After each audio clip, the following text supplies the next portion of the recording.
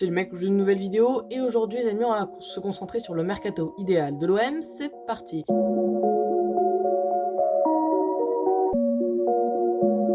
Ouais, en effet les amis, les Olympiens qui ont fait un mercato très actif, peut-être le meilleur mercato français avec évidemment le Paris Saint-Germain qui a fait également un très bon mercato. Et on va revenir sur ce mercato donc de l'Olympique de Marseille, qu'est-ce qui est bon, qu'est-ce qui est pas bon, qu'est-ce qui est amélioré. On voit tout ça dans cette vidéo. Tout d'abord on commence par les départs de l'Olympique de Marseille qui ils ont vendu, etc., etc. Tout d'abord, on a eu la fin de prêt d'un joueur qui avait été très bon l'année dernière, c'est Michael Cuisance, donc qui est reparti au Bayern, mais ça c'est plutôt assez classique. Ensuite, il y a Nagatomo qui est parti, pour l'instant il est sans club. De même pour Yohan Pelé, pour également Valère Germain, qui était là depuis assez longtemps, depuis à peu près 3 ans. Et il y a la petite pépite de l'OM que j'aime beaucoup, Raoui qui est parti aussi. Ça je trouve c'est un peu dommage quand même parce que clairement c'était un bon joueur et il aurait été à conserver selon moi. Ensuite on a Lucas Perrin qui est parti à Strasbourg en prêt. Voilà, ils perdent un petit bon joueur défenseur central, mais bon, comme c'est qu'en prêt, c'est pas très grave, surtout qu'ils ont recruté Luan Pérez, mais bon, ça on y reviendra après.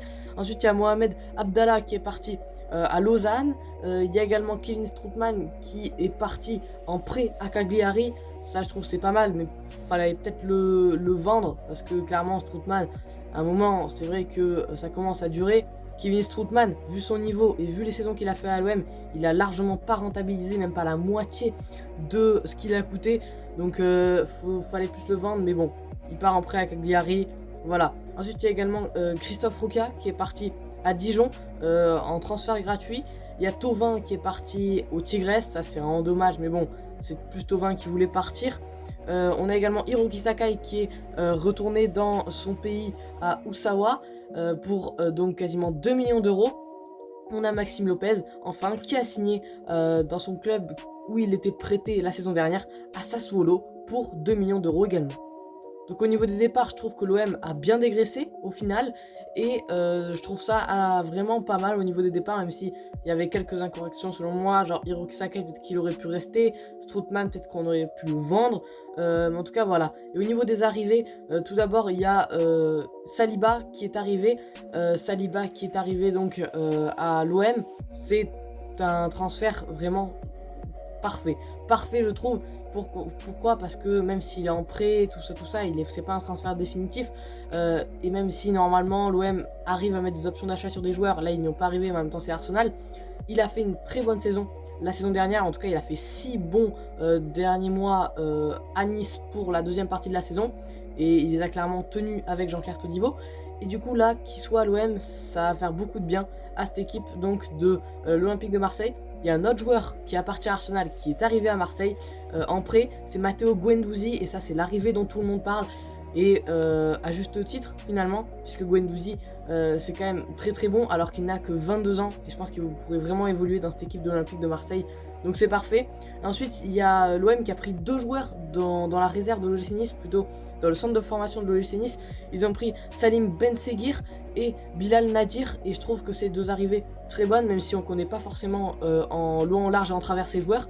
Voilà, je pense que ça peut vraiment servir à ce club de l'OM, et en plus il dégraisse un concurrent direct à l'Europe, donc je trouve que c'est parfait. Ensuite, on a Under qui est arrivé à l'OM en prêt, un nouveau prêt pour l'OM, mais un très bon prêt. Under qui avait quelques difficultés à Leicester la saison dernière, mais qui appartient toujours à Rome et qui rejoint aujourd'hui donc l'Olympique de Marseille en prêt. On a Paul Lopez aussi qui est arrivé en prêt aussi pour concurrencer Mandanda, qui sera titulaire. Je pense que Mandanda commencera, mais comme il est vieillissant, etc., peut-être que Paul Lopez prendra sa place. En tout cas, ça, c'est encore à voir. Et là, on a un des meilleurs transferts de l'OM cet été. C'est Konrad de la Fuente du FC Barcelone qui a rejoint l'Olympique de Marseille, qui a fait des matchs amicaux formidables et qui va beaucoup servir à cette équipe de l'Olympique de Marseille en tant qu'ailier gauche ou même parfois en tant que milieu offensif aussi. Donc, il faudra voir dans quel système il sera placé. Mais en tout cas, au niveau des matchs amicaux, déjà, il nous tient en haleine, quoi. Du coup, je pense que ça peut être vraiment un bon truc pour l'OM. Et tout le monde pense la même chose du côté des supporters marseillais. Ensuite, on a Luan Pérez de Santos qui est arrivé à l'OM pour 4,5 millions d'euros. Et ça, c'est pas mal. Mais attention, petit disclaimer, il ne faut pas trop se précipiter sur ce joueur. Pourquoi ?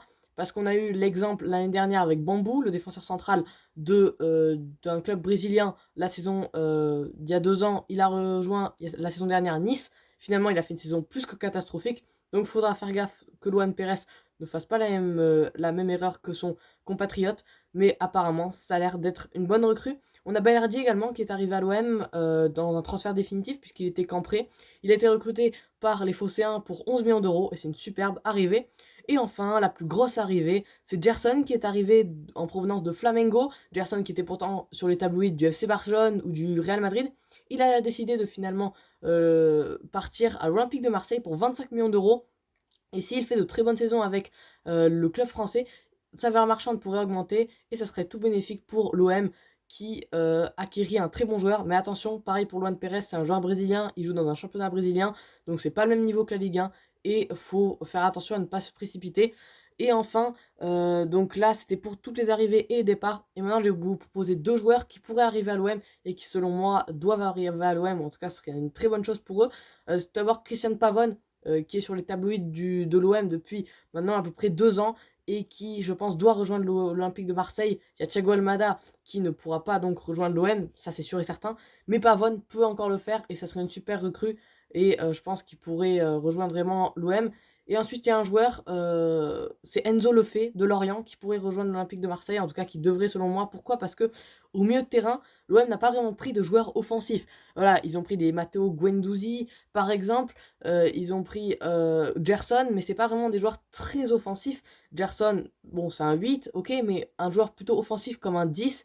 Pour moi, on avait besoin de ça à l'OM, et c'est pour ça que Enzo le fait, il est jeune, tout ça, tout ça. Et je pense que il pourrait apporter à cette équipe de l'Olympique de Marseille, et ça serait cool s'il rejoint les Phocéens, ça pourrait grandement le rapporter. Bref, voici, c'est de la fin de cette vidéo, j'espère que ça vous aura plu. Et les gars, seule chose que je viens de vous dire, c'est salut.